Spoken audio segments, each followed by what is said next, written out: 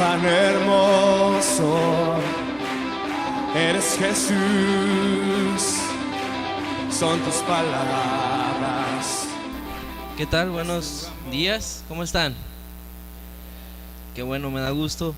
La verdad me da mucho placer estar aquí. Ya tenía rato que no venía y la verdad, ya extrañaba los tacos, extrañaba la comida de aquí porque allá la comida la verdad no es muy buena. Y pues los extrañaba a todos, extrañaba el calor, aunque allá también hace, pero es un poco diferente. Pero de verdad que le doy gracias a Dios por permitirme estar aquí. ¿Qué les parece si oramos para comenzar? ¿Sí? Señor, te damos gracias en esta mañana. Te doy toda la gloria y toda la honra por lo que tú vas a hablar, Señor. Sé tú hablando a través de mi boca, Señor. Que sea claro, que sea entendible, Padre, para poder conocerte más y poder entender lo que tú quieres hablar a nuestra vida, Padre. Gracias, Señor, en el nombre de Jesús. Amén. Bueno, ¿a cuántos les gustan las historias? ¿A nadie? ¿Nadie le gusta ir al cine? ¿Nadie le gusta leer libros? Yo creo que a todos nos gustan las historias, ¿no? Y el día de hoy vamos a ver una historia muy interesante.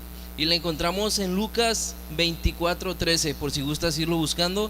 Lucas 24:13. Y bueno, ¿alguna vez te ha pasado algo terrible? Algo de esas veces que te pone a pensar.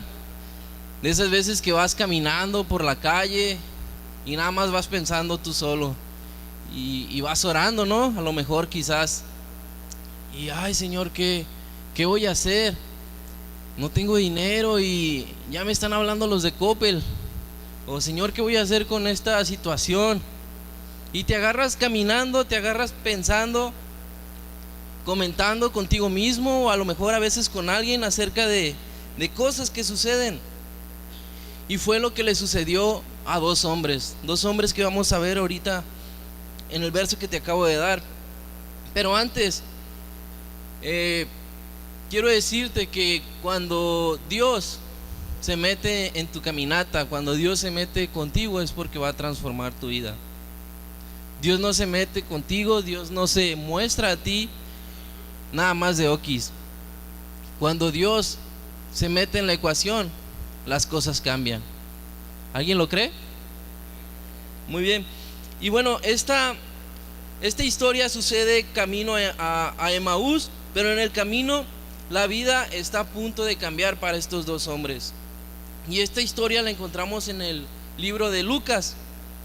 Y bueno, Lucas es uno de los 4 evangelios que se da la tarea de explicar esta situación, este pasaje. Nada más lo vamos a ver en Lucas. En Marcos lo comenta, pero quien te lo explica realmente es Lucas. Lucas, recordamos que era médico, lo cual nos indica que tenía una enseñanza griega. Por lo tanto, tenía estudios griegos, tenía mucha preparación. Era el único gentil, recordamos, que escribió en los evangelios. Aprendió mucho de Pablo. Y recordemos que Pablo aprendió de Gamaliel. Y Gamaliel, pues era una eminencia teológica en ese tiempo, ¿no? Gamaliel era miembro del Sanedrín y era una persona con mucho conocimiento, era una persona preparada. Por lo tanto, vemos por qué Lucas explica las cosas como las explica. La manera de escribir de Lucas es diferente. Entonces, es por eso que Lucas comenta las cosas de una manera distinta. Lucas habla y narra lo siguiente en Lucas 24:13. Dice: ese mismo día, 2 de los seguidores de Jesús iban camino al pueblo de Emaús, a unos 11 kilómetros de Jerusalén. Al ir caminando, hablaban acerca de las cosas que habían sucedido. Mientras conversaban y hablaban, de pronto Jesús mismo se apareció y comenzó a caminar con ellos. Pero Dios impidió que lo reconocieran. ¿Ok?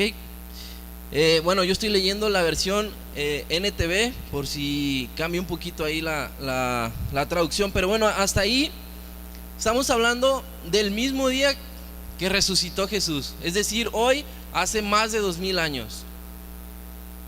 Y estas dos personas, estos dos hombres, van camino a Emaús. Y si leemos al principio del capítulo, vámonos a ver que nos dice que unas mujeres vinieron al sepulcro, es decir, vinieron a ungir el cuerpo de Jesús llevando especies. Y Marcos, en el capítulo 16, versículo 1, nos dice quiénes fueron esas mujeres. Dice: cuando pasó el día de reposo, María Magdalena, María la madre de Jacobo y Salomé compraron especies aromáticas para ir a ungirle. Es decir, habían matado a Jesús, lo habían golpeado, ya lo sabemos la historia, lo crucificaron, lo metieron en el sepulcro, y estas mujeres iban a ir a ungir el cuerpo de Jesús. Llevaban especias, llevaban ahí los ungüentos, no sé lo que le iban a poner al cuerpo. Pero resulta que Jesús ya no estaba. Hoy, hace más de 2000 años, Jesús resucitó. Y nos cuenta que estas mujeres comentan lo que sucedió con los demás discípulos, con las demás personas. Y la Biblia nos dice que estos dos eran parte de los discípulos, no de los 12, pero sí de los que se juntaban ahí, de los que estudiaban la palabra de Dios, los que estudiaban con Jesús. Recordamos que Jesús tenía un grupo de 12 íntimos, pero también tenía otro grupo que también le llamaban discípulos o alumnos. Y ellos estaban enterados de lo que había sucedido, ellos estaban enterados de lo que María Magdalena y la otra María habían dicho, habían comentado. Y la Biblia nos narra que el que se acerca es Jesús.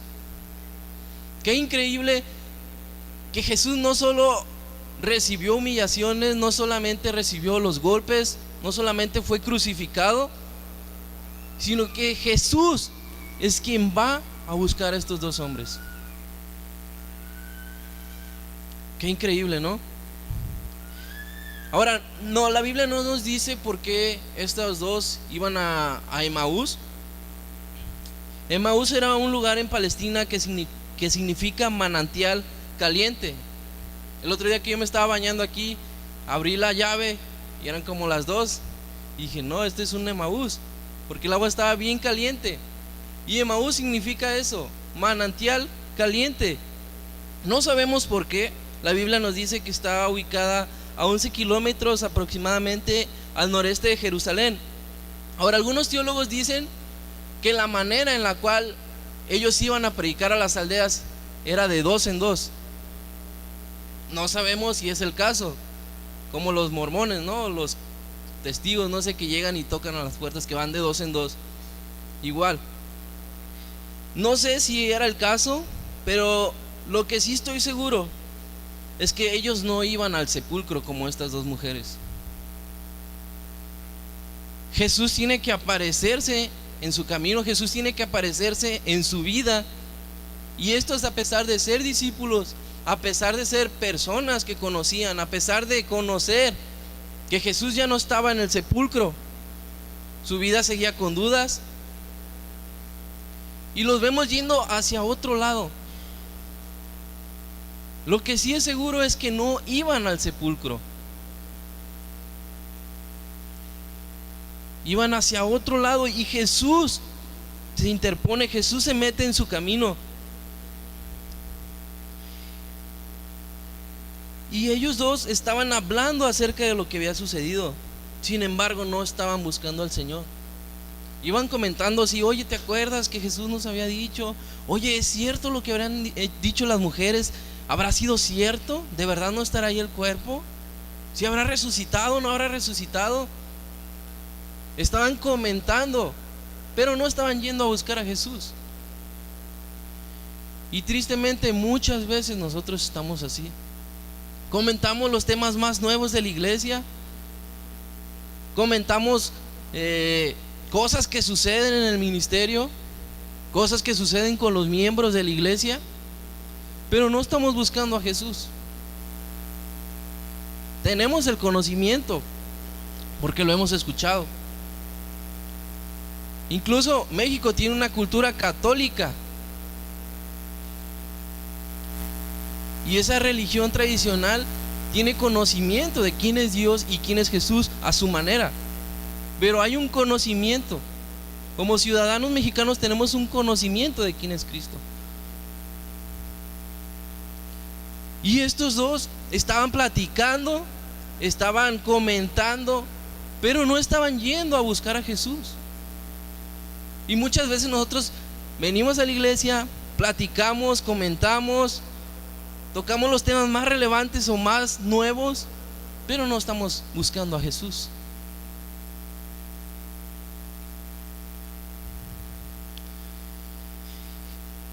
La Biblia nos dice que ellos estaban tristes, que estaban hablando de lo sucedido, pero no estaban buscando a Jesús. Ahora, la Biblia nos dice que Él impidió que le reconocieran. No nos dice la razón. Nos dice que Dios impidió que le reconocieran. Y yo me puse a pensar y llegué a una conclusión. Que la idea no era de que ellos reconocieran a Cristo con su vista, con sus ojos naturales. La idea de que ellos vieran a Jesús no era la idea de que lo vieran con sus ojos, no era de que lo vieran con su conocimiento humano, no era de que, se parece, sí, porque ellos necesitaban un encuentro con Dios, pero no un encuentro físico, necesitaban un encuentro de corazón. La Biblia no lo dice, sin embargo, es lo que yo creo. Ellos no necesitaban ver a Jesús, reconocerlo con su simple vista, con su razonamiento humano, sino con fe y con las escrituras. Quizás no lograron verlo porque dudaron. Y no fue el caso de María Magdalena. En Marcos 16:9 nos dice: habiendo pues resucitado Jesús por la mañana, el primer día de la semana apareció primeramente a María Magdalena, de quien había echado los 7 demonios. A veces no podemos ver a Jesús porque no estamos creyendo. María Magdalena sí lo vio. La Biblia no dice por qué a unos sí, por qué a otros no. Pero la gran diferencia es que María creía y estos dos estaban dudando. Y más adelante lo vamos a confirmar. Pero ¿cuál es tu posición? ¿Cuál es mi posición? Los tres y María Magdalena tenían conocimiento.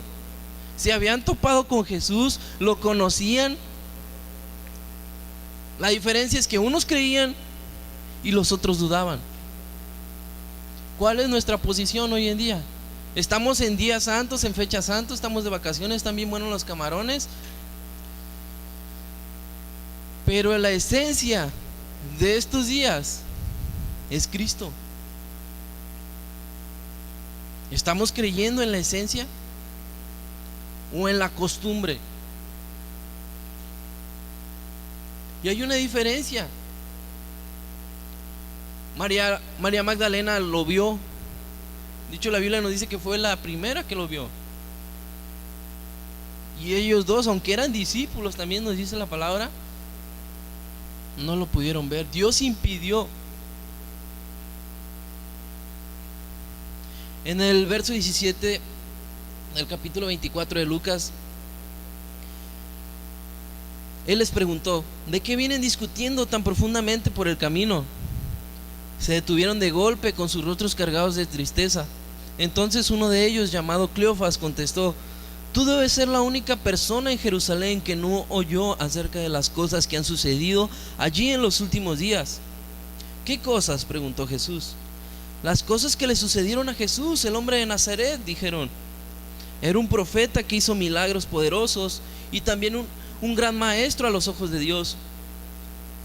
Sin embargo, los principales sacerdotes y otros líderes religiosos lo entregaron para que fuera condenado a muerte y lo crucificaron. Nosotros teníamos la esperanza de que fuera el Mesías, que había venido para rescatar a Israel. Todo esto sucedió hace 3 días. Y Jesús abre la conversación con una pregunta. Jesús ya sabía. De hecho, Jesús estaba a punto de revelárseles a través de las escrituras, a través de la Torá, a través del Antiguo Testamento. Jesús ya sabía. Sin embargo, Jesús abre con una pregunta. Y Cleofas, quien probablemente era el esposo de una de las Marías, que se encuentra en Juan capítulo 19, 25, que dice: estaban junto a la cruz de Jesús su madre y la hermana de su madre, María de Cleofas y María Magdalena. Probablemente era el mismo. Y si no era, de todas maneras era un discípulo. Supongamos que era el esposo de esta María. Y María, la esposa de Cleofas, nos dice la Biblia que estaba ahí cuando crucificaron a Jesús. ¿Tú crees que no le pudo haber contado a su esposo? Sí.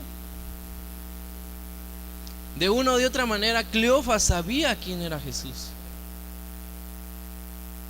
Y tú y yo sabemos, porque hemos escuchado, tenemos el conocimiento de quién es Cristo, de los clavos, de la corona de espinas, de la cruz, de los latigazos.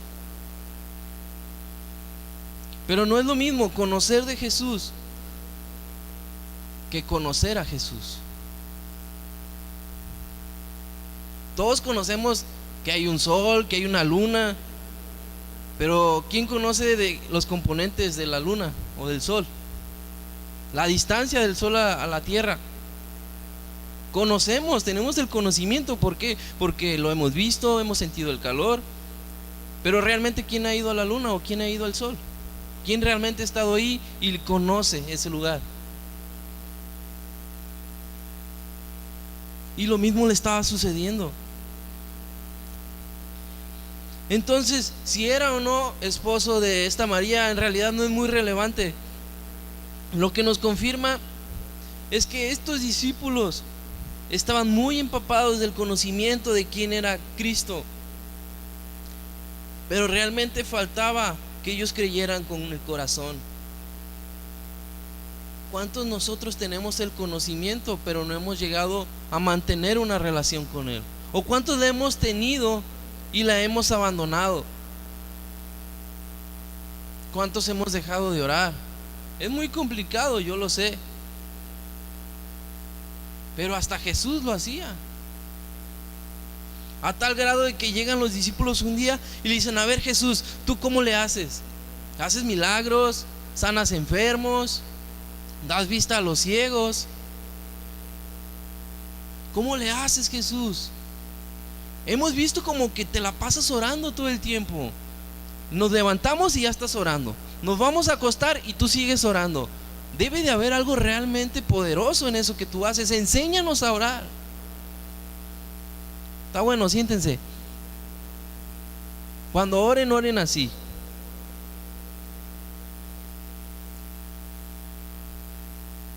¿Cuántos hemos dejado de hacerlo? ¿O a cuántos nos falta? La oración no es. Estaba escuchando el otro día una enseñanza y dice: la oración no pasa de moda.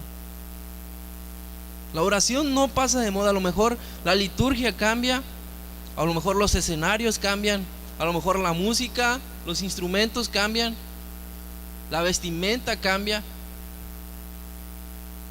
pero la oración no pasa de moda. La oración no pasa de moda. Y este par de señores estaban tristes, pero bueno, a lo mejor sí estaban tristes por Jesús en lo profundo. Sin embargo, no tenían esa identidad de ser hijos de Dios. A ellos les preocupaba otra cosa.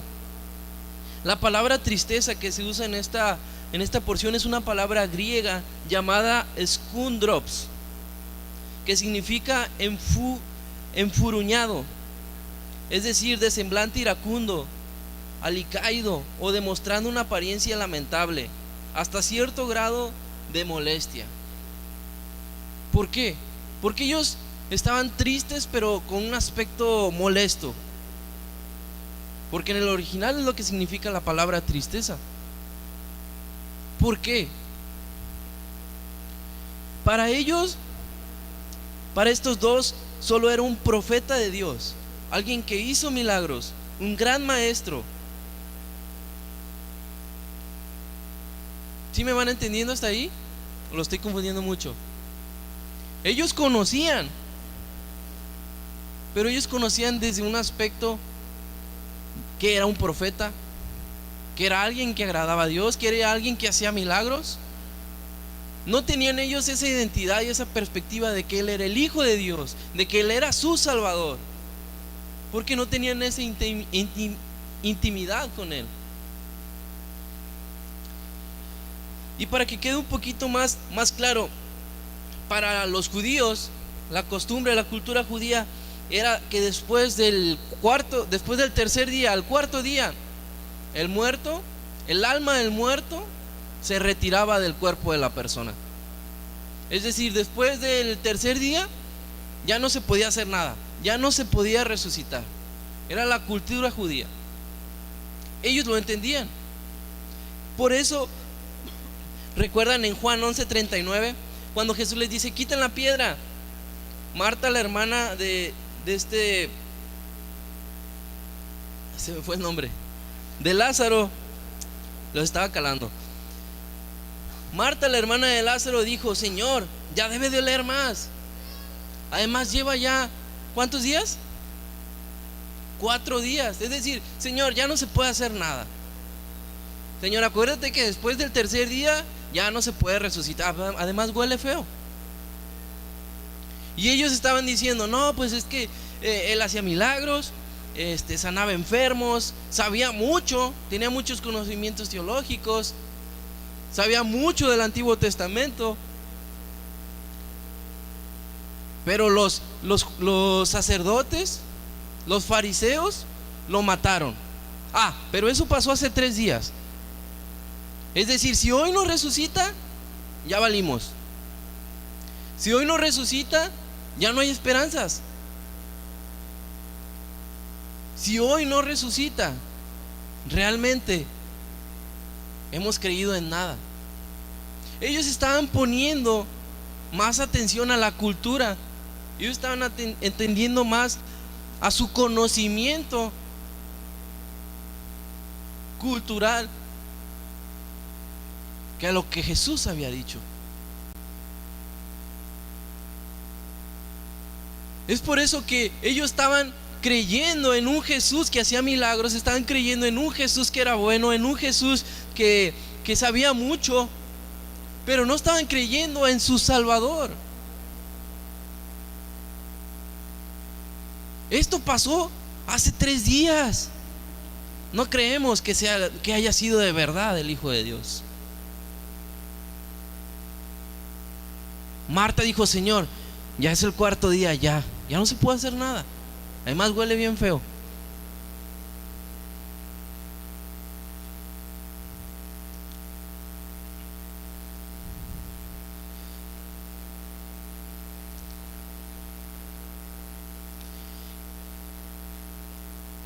Y Cristo no estaba en la tumba. Lo habían escuchado. Sin embargo, no creían. Hace rato decían: resucitó.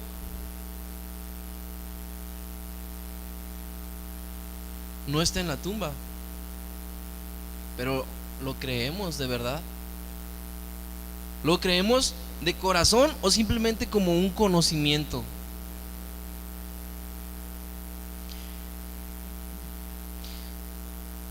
En el versículo 22, ahí en Lucas 24, dice: no obstante, algunas de las mujeres de nuestro grupo de seguidores fueron a su tumba esta mañana temprano y regresaron con noticias increíbles.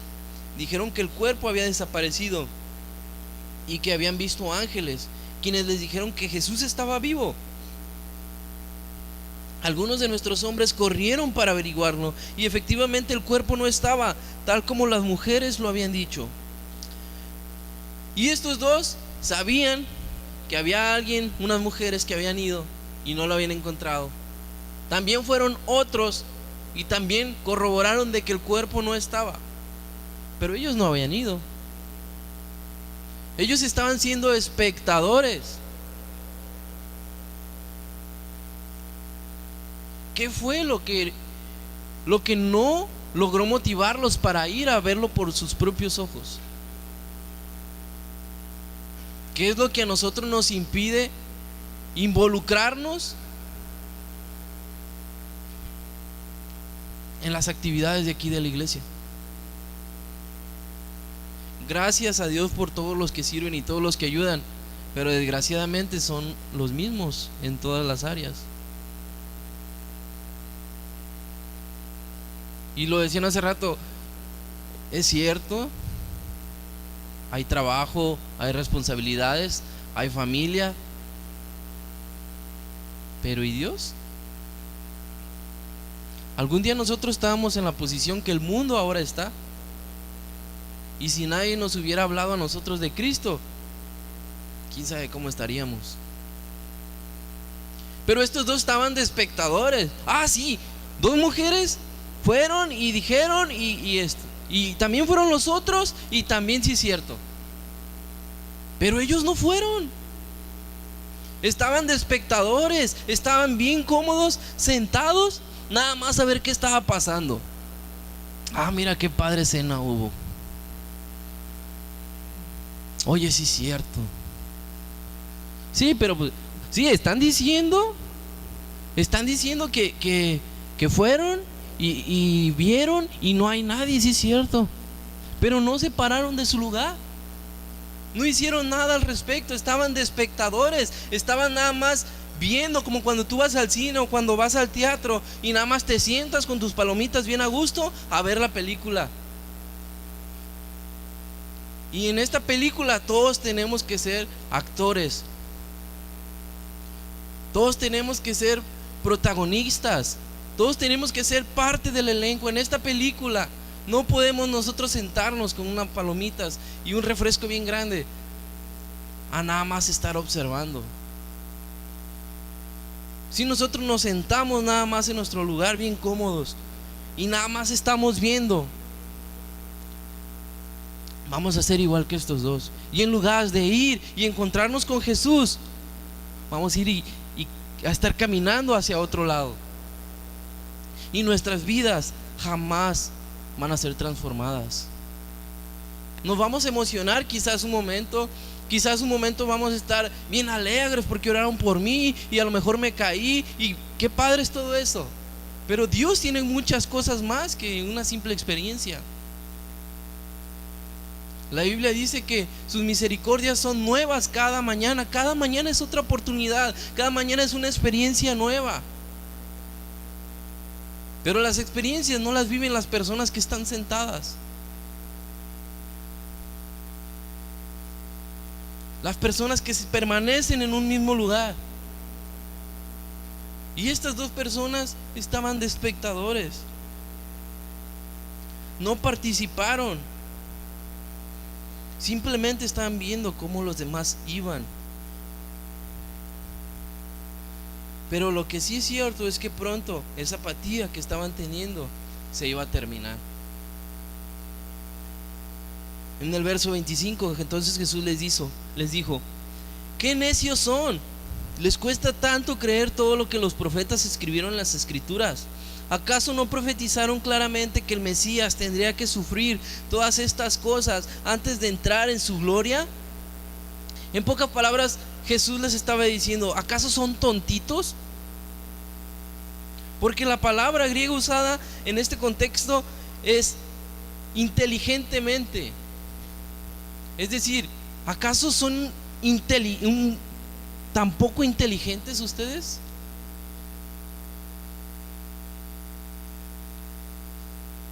Jesús les estaba diciendo: ustedes ya sabían que era lo que iba a pasar, no nada más porque conocían de Jesús, sino porque en la cultura judía era necesario, era una obligación casi prácticamente a que el padre tenía que circuncidar al hijo, tenía que redimirlo, tenía que enseñarle la Torá, tenía que desposarlo, tenía que enseñarle un oficio, era parte de la ley del Talmud.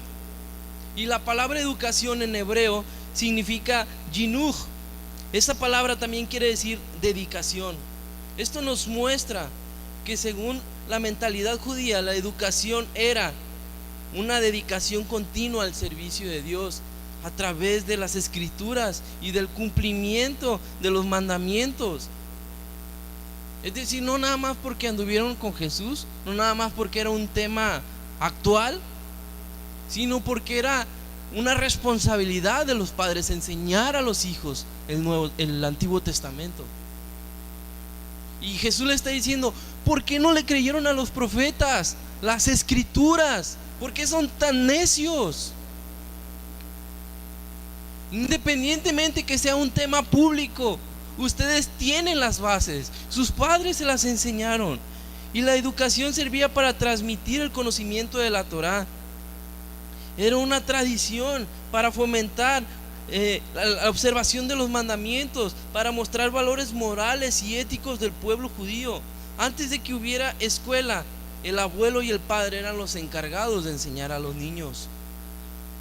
Así que ellos sabían de qué se trataba desde pequeños. Ellos lo sabían. Y Jesús le está diciendo: no es posible que ustedes no le puedan, se les haya olvidado lo que les enseñaron desde pequeños. Y muchas veces en el caminar cristiano se nos olvidan nuestras experiencias con Dios, nuestros encuentros con Dios, lo que nos han enseñado.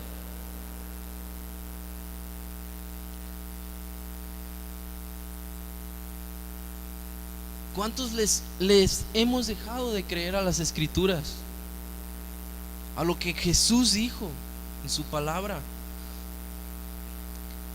Y ellos no podían tener una vida realmente transformada porque no habían tenido un encuentro real con Jesús, hasta el que están a punto de tener los dos. En el verso 27 dice: entonces Jesús los guió por los escritos de Moisés y de todos los profetas, explicándoles lo que las escrituras decían acerca de él mismo.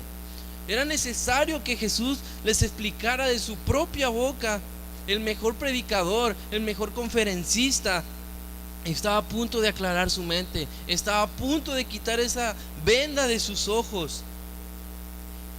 Y quizás la razón por la cual ellos no creían el hecho de que Jesús había resucitado, quizás era porque no habían comprendido realmente la razón por la cual Jesús había venido a esta tierra a salvarnos.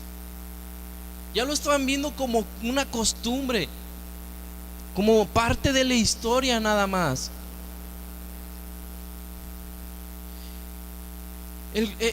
Ellos pensaban, al momento de escuchar y saber que venía un Salvador, en esos momentos estaban aplastados por los romanos. Ellos pensaban que su Salvador, que su Mesías iba a venir a destruir el imperio romano. Ellos esperaban una revolución social, política, que viniera a eliminar a aquellos que estaban atropellando a los judíos. Pero Jesús venía a rescatar sus almas. Jesús no venía a lidiar con un problema político. Jesús venía por sus almas. Jesús venía a salvarlos de la condenación eterna.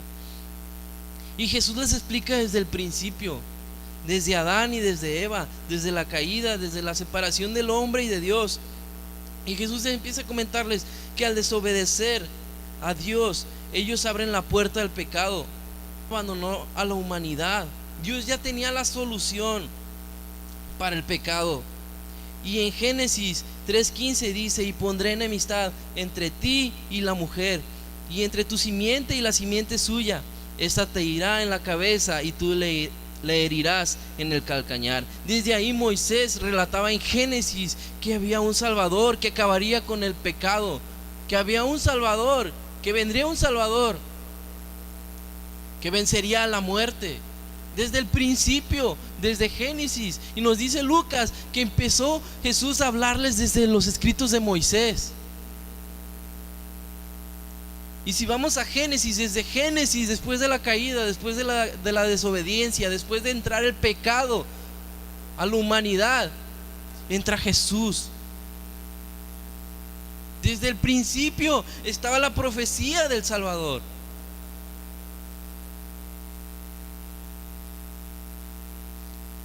Entre tú y la simiente suya, esta te herirá en la cabeza. Está hablando de Jesús, destruyendo a Satanás, al pecado, a la muerte. Era necesario ser justificados por medio de Jesús. Desde el principio estaba la promesa, desde Génesis. Más adelante, en la celebración de la Pascua, también apuntaba a Jesús. El Cordero era una representación de Cristo, de su derramamiento de sangre en la cruz. Dios da a Moisés a los mandamientos, da la ley, sin embargo, también apuntaba a Cristo. Para ser salvos había que cumplir la ley. ¿Quién podía cumplirla? Nadie. Nadie podía cumplirla. Solo uno. Y la ley no fue hecha con el propósito de freírnos, de negarnos la entrada al cielo, sino de que entendiéramos de que no podemos cumplirla, de que necesitamos un Salvador, de que necesitamos a Cristo. Los mandamientos no fueron hechos para matar, para censurar los derechos, la libertad. Fueron hechos para que tú y yo entendemos que por nuestros propios medios no podemos cumplirla.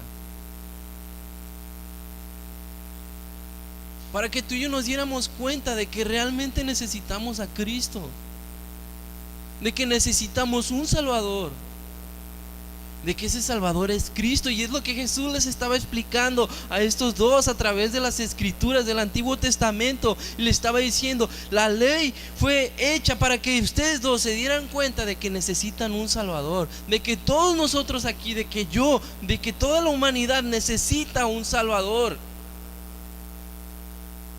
Cristo. Nadie de nosotros nos podemos salvar a nosotros mismos. Solamente Cristo. Se necesitaba alguien puro y sin mancha que derramara su sangre para pagar por nuestros pecados.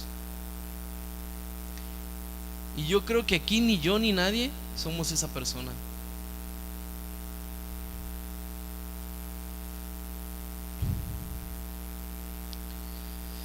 Era necesario un pago externo, ya que nosotros no podemos salvarnos a ninguno de nosotros.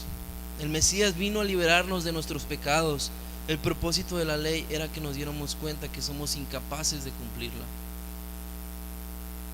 Más adelante Jesús también habla acerca de las profecías de Él mismo. Y en Isaías 9:6 dice: porque un niño nos ha nacido, un niño nos ha sido dado, y la soberanía reposará sobre sus hombros, y se llamará su nombre admirable, consejero, Dios poderoso, Padre eterno, príncipe de paz. En los profetas también estaba siendo profetizado el Mesías. Y Jesús se los está recordando. Y en Isaías 53:4 dice: ciertamente Él cargó con nuestras enfermedades y soportó nuestros dolores, pero nosotros le consideramos herido, golpeado por Dios y humillado. Él fue traspasado por nuestras rebeliones y molido por nuestras iniquidades.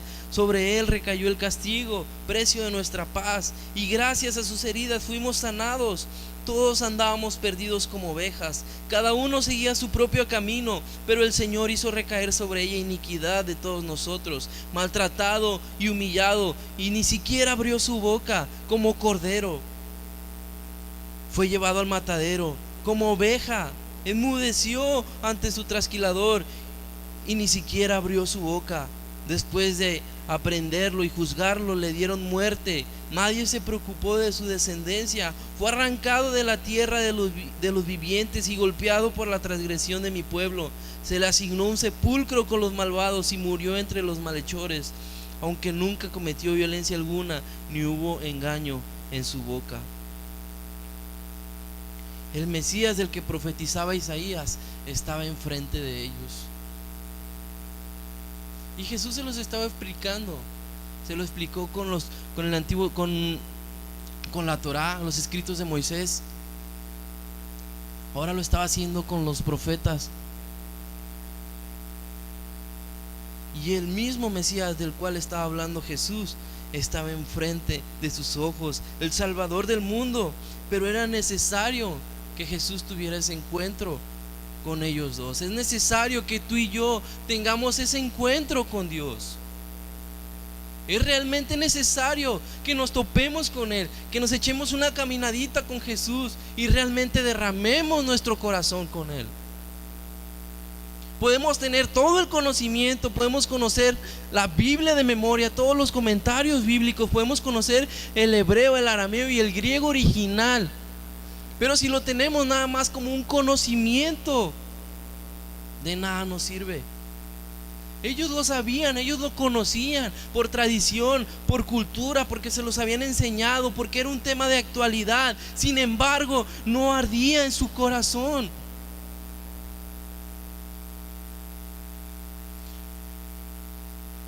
¿Y cuántos estamos así? Yo nací en cuna cristiana. La cuna había aceptado a Jesús en su corazón. Desde que nací conocía los coritos, las clases, los monitos esos que se pegan, los textos, y crecí sabiendo. Si no leía la Biblia, mi abuelita no me dejaba ver la tele. Pero de nada me sirvió tenerlo como un conocimiento, hasta que realmente Dios no enciende, hasta que realmente no tienes un encuentro con Dios y decides personalmente buscarlo. ¿Cuántos realmente tenemos el bendito conocimiento? Nada más como mero conocimiento y no como experiencias reales en nuestra vida con Dios.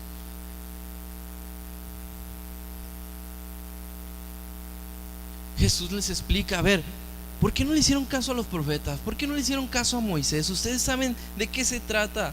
Era necesario que Jesús se los explicara. En el verso 28, ya voy a terminar casi, dice: para entonces ya estaban cerca de Emaús y del final del viaje. Jesús hizo como que iba a seguir adelante, pero ellos le suplicaron: quédate con nosotros esta noche, ya que está haciendo tarde. Entonces los acompañó a la casa. Al sentarse a comer, tomó el pan y lo bendijo, luego lo partió y se lo dio a ellos. De pronto se les abrieron los ojos y lo reconocieron, y en ese instante Jesús desapareció. Hasta que no tuvieron un encuentro con Jesús, se abrieron sus ojos. Ellos tenían el conocimiento de las profecías, de los milagros de Jesús. Sabían que Isaías había profetizado que Jesús nacería de una virgen, como lo sucedió. Miqueas había dicho que nacería en Belén, y así fue. Sabían en conocimiento que el Mesías vendría de la familia de Abraham y de David, y así es como sucedió. Profetizaron que daría vista a los ciegos, que haría oír a los sordos, y así sucedió. Ellos escucharon a Juan el Bautista 3 años atrás diciendo: aquí tienen al Cordero de Dios que quita el pecado del mundo. Ellos lo escucharon, lo sabían, fueron testigos. Incluso escucharon cuando frente al concilio le preguntaron a Jesús si él era el Hijo de Dios, y él mismo contestó: yo soy. ¿Qué más pruebas querían? Sin duda ellos sabían de Jesús, pero no fue hasta que tuvieron una relación con Él. No fue hasta que se toparon con Jesús, no fue hasta que entró Jesús en su casa y comieron juntos, tuvieron intimidad. No fue hasta entonces que sus ojos fueron abiertos, hasta que Jesús se sentó con ellos. fue cuando pudieron reconocerle, hasta que tuvieron intimidad. Para los judíos, partir el pan significaba el inicio de la semana. Ellos lo hacían por costumbre. Quizás Jesús les estaba diciendo que hoy empieza otra semana, hoy empieza otra etapa en tu vida. No una etapa donde conoces, no una etapa donde tienes conocimiento, sino una etapa donde vamos a estar tú y yo juntos, donde vamos a tener una relación, donde me vas a conocer, no por conocimiento, sino por experiencias. Y es ahí donde cambió la vida de estos dos hombres. Fue ahí. Estamos en fiestas santas y debemos recordar que Cristo murió. Y no solo murió, sino que resucitó por nosotros. De todas las sectas, de todas las religiones donde hay dioses y profetas, lo que creemos,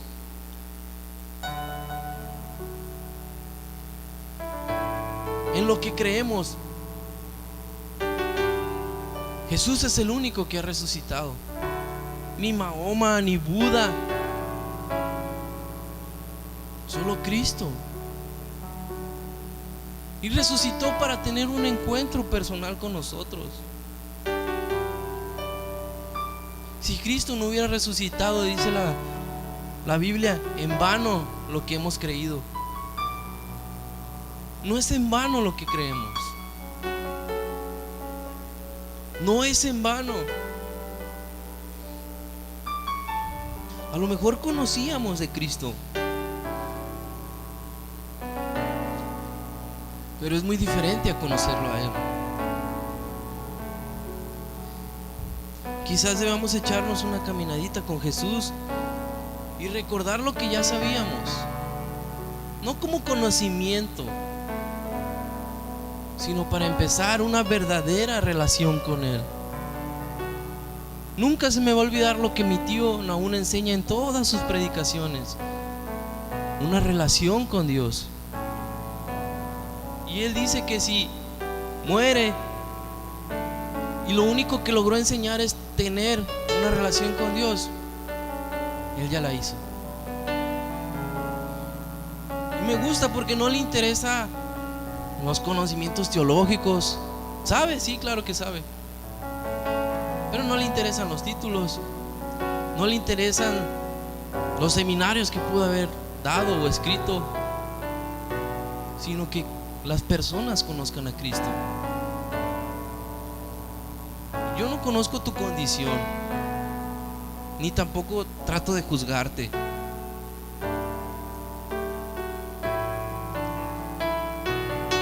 Pero podemos ser como María Magdalena, que lo vio porque creía en Él, porque su conocimiento no era un conocimiento nada más humano, sino de corazón.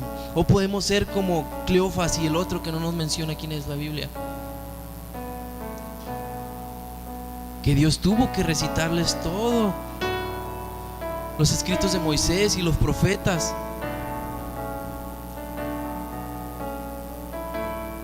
para poder llegar a un momento en el cual tuvieran intimidad, partieran el pan y Dios les diera un nuevo comienzo. Cierra tus ojos, por favor. Te comentaba, yo no sé cuál sea la situación en tu vida, y la verdad no es con el afán de juzgarte ni nada, pero quizás necesito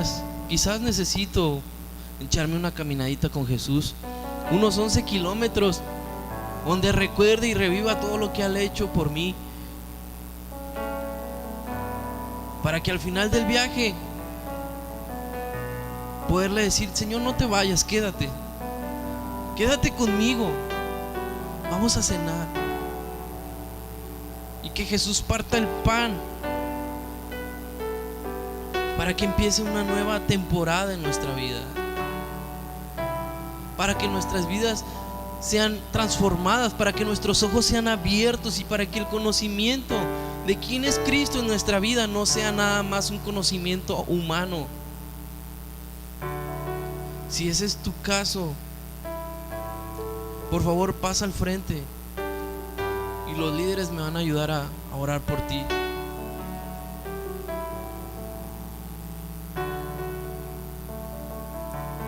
Padre, te doy gracias.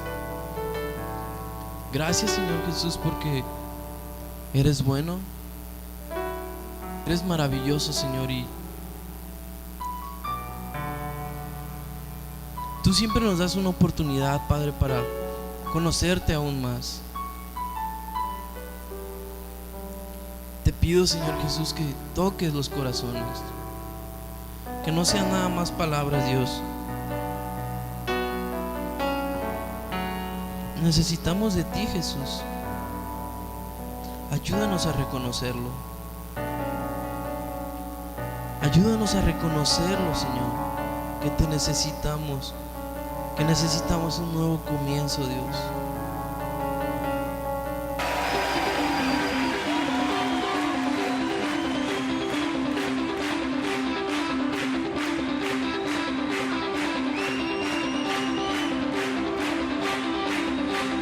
Cuán hermoso eres, Jesús, son tus palabras.